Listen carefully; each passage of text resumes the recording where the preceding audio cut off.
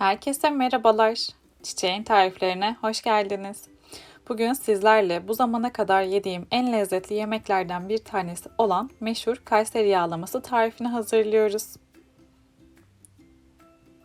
İlk olarak Kayseri yağlamasının lavaşını hazırlayarak başlayalım. Bunun için bir paket yaş mayanın üzerinden 1-2 yemek kaşığı kadar ılık su ekledim ve maya ile suyu iyice karıştırarak çözdürüyorum.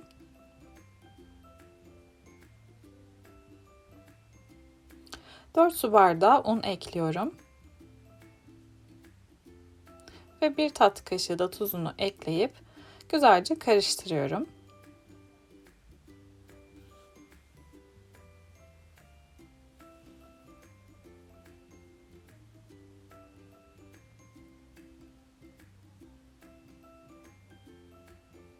Şimdi yavaş yavaş su ekleyerek yağlamanın hamurunu hazırlıyoruz.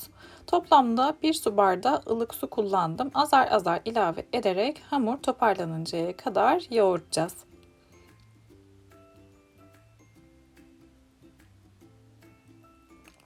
İsterseniz Kayseri yağlamasını hazır lavaştan da hazırlayabilirsiniz. Ancak evde hazırladığınız lavaş ile Kayseri yağlaması yapmak çok daha lezzetli oluyor.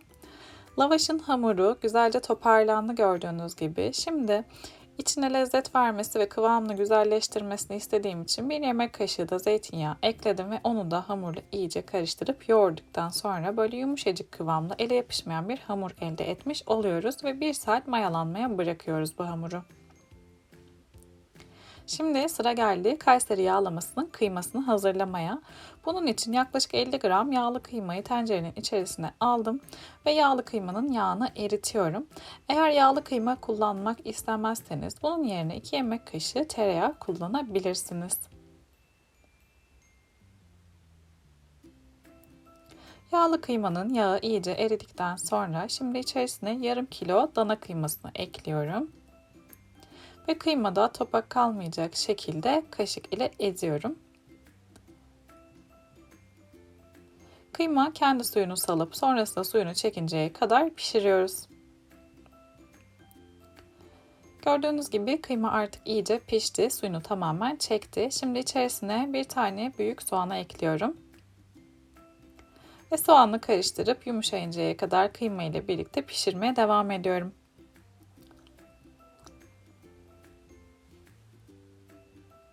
Şimdi içerisine yaklaşık 2 yemek kaşığı kadar zeytinyağı ekledim. Onu karıştırdıktan sonra 1 yemek kaşığı biber salçasını ekliyorum. Ve salçanın güzel kokusu çıkıncaya kadar kıyma ile birlikte kavuruyorum.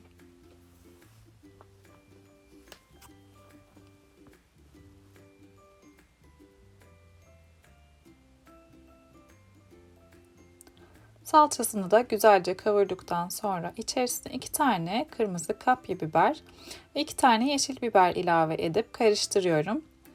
Biberlerin de biraz yumuşamasını istiyorum. O yüzden birkaç dakika daha bu şekilde pişirdim. Biberler de yumuşadıktan sonra sıra geldi son malzemeleri eklemeye. 1 kase domates konservesi ekliyorum. 1 tatlı kaşığı kırmızı biber, 1 çay kaşığı karabiber ve 1 tatlı kaşığı tuzunu ekledim. Şimdi hepsini güzelce karıştırıyorum. Eğer kullandığınız domatesin suyu yeterli gelmezse bu aşamada yarım su bardağı kadar sıcak su ilavesi yapabilirsiniz. Ben sıcak su eklemedim. Domatesin suyu yeterli geldi çünkü. Son olarak kıymanın altını kapattım ve içine bir tutam maydanoz ekliyorum ve kenara alıyorum. Kayseri yağlamasının lavaşının hamuru gördüğünüz gibi çok güzel bir şekilde mayalandı. Şimdi hemen havasını alalım. Ve hazırladığımız bu mayalı lavaş hamurunu tezgaha alıyorum.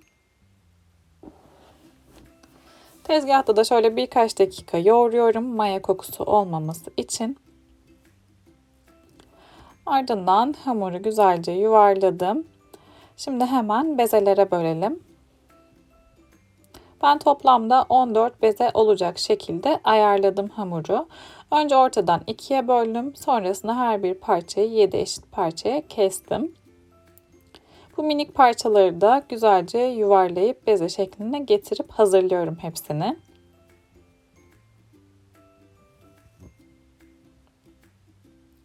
Hazırladığımız bu bezeleri kapaklı bir kabın içerisine koydum. Ben lavaşı açarken diğerlerinin yüzeyi kurumasın diye ve üstünü kapatıp kenara alıyorum.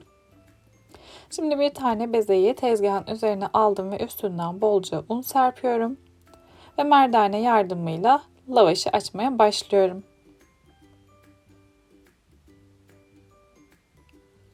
Eğer tarifimi buraya kadar izlediyseniz yorumlara çiçek emojisi bırakırsanız çok sevinirim. Ayrıca kanalıma henüz abone değilseniz yayınlayacağım yeni tariflerden anında haberdar olmak için kanalıma abone olup bildirim zilini tümü olarak ayarlayabilirsiniz.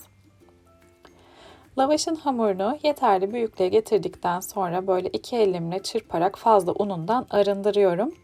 Ve lavaşı pişireceğim tavanın içerisine alıyorum. Hemen alt yüzeyi hafif piştikten sonra çeviriyorum ve diğer yüzeyini de pişiriyorum. Böyle sık sık çevirerek pişiriyorum ben lavaşı. Her tarafının eşit ve güzel pişmesini istediğim için.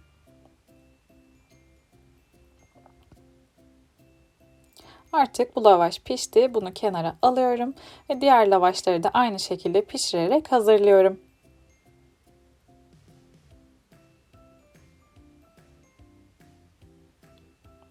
Kayseri yağlamasının lavaşlarının hepsini pişirdim.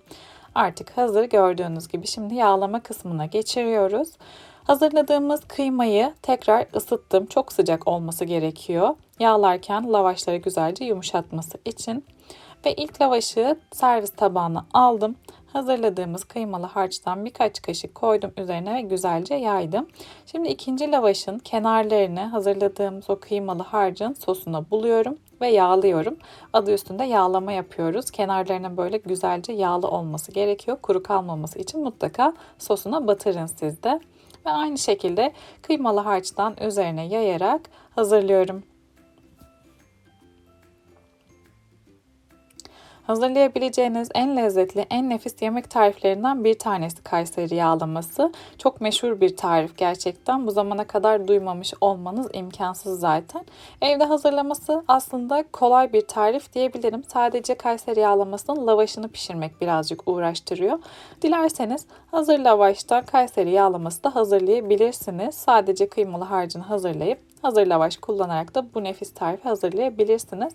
Ancak tabii evde hazırladığınız lavaşla yapmanın lezzetini hiçbiri tutmaz diyorum. Katların hepsini kıymalı harcı yerleştirerek hazırladım gördüğünüz gibi ve meşhur Kayseri yağlaması artık servis için hazır.